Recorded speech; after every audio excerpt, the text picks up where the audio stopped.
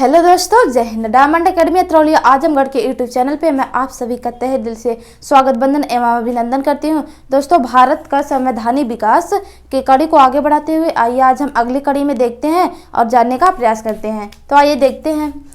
केंद्रीय लोक सेवा आयोग का गठन। केंद्रीय लोक सेवा आयोग का गठन कब हुआ? 1936 में ली आयोग की सिफारिश पर।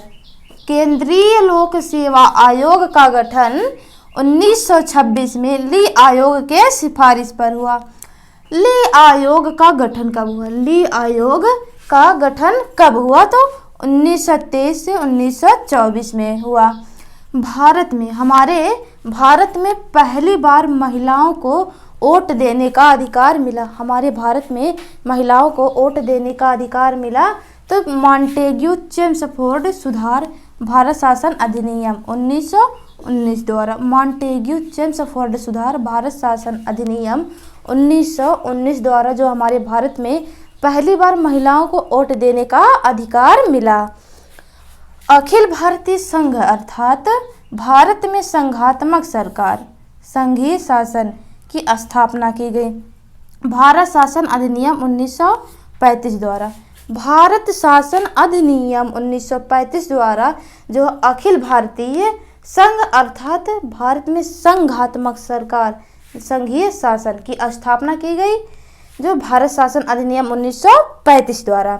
आइए देखते हैं। जो प्रांतों में द्वैध शासन समाप्त कर केंद्र में द्वैध शासन प्रणाली लागू की गई। तो कब की गई? 1935 के भारत शासन अधिनियम द्वारा। प्रांतों में द्वैध शासन समाप्त कर केंद्र में द्वैध शासन प्रणाली लागू की गई तो 1935 के भारत शासन अधिनियम द्वारा लागू की गई।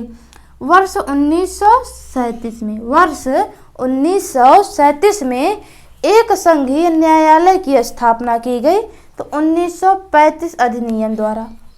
यदि आप लोगों से पूछे वर्ष 1937 में एक संघीय न्यायालय की स्थापना की गई तो 1935 अधिनियम द्वारा जो है स्थापना की गई।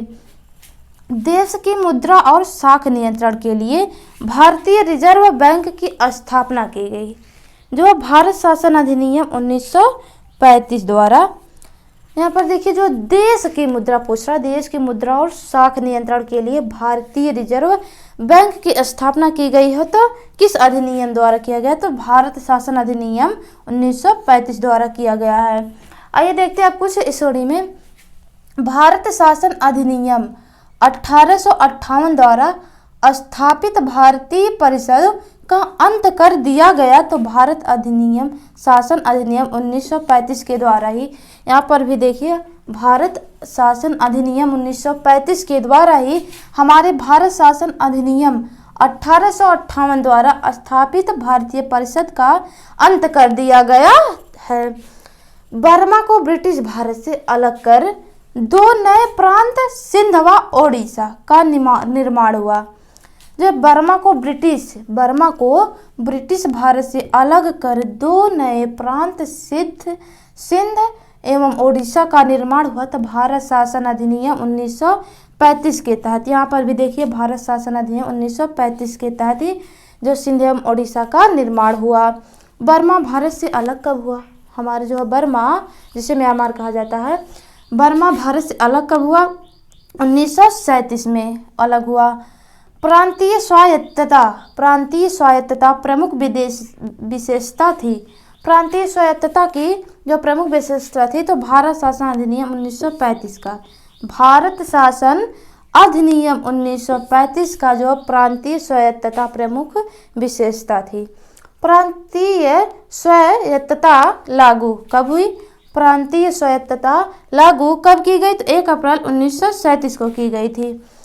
अविभाजित भारत का विभाजन कर दो स्वतंत्र अधिराज्यों भारत एवं पाकिस्तान की स्थापना कब हुई?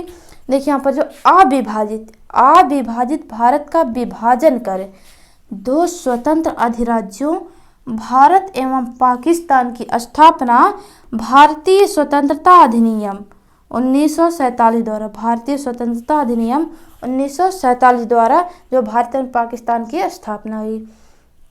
भारतीय स्वतंत्रता अधिनियम पारित किया गया था? हमारा जो भारतीय स्वतंत्रता अधिनियम पारित किया गया था तो कब किया गया था? तो 18 जुलाई 1947 को। 18 जुलाई 1947 को जो भारतीय स्वतंत्रता अधिनियम पारित किया गया था। वायसराय का पद समाप्त कर गवर्नर जनरल पद, वायसराय का पद समाप्त कर गवर्नर जनरल पद सृजित किया गया जो है। तो भारतीय स्वतंत्रता अधिनियम 1947 द्वारा वायसराय पद समाप्त कर गवर्नर जनरल पद सृजित किया गया। तो भारतीय स्वतंत्रता अधिनियम 1947 द्वारा। दोस्तों, हमारे भारत का संवैधानिक का जो टॉपिक कैसा लगा आप लोग कमेंट सेक्शन में जरूर बताएं। मिलते हैं फिर इसके नेक्स्ट पार्ट में।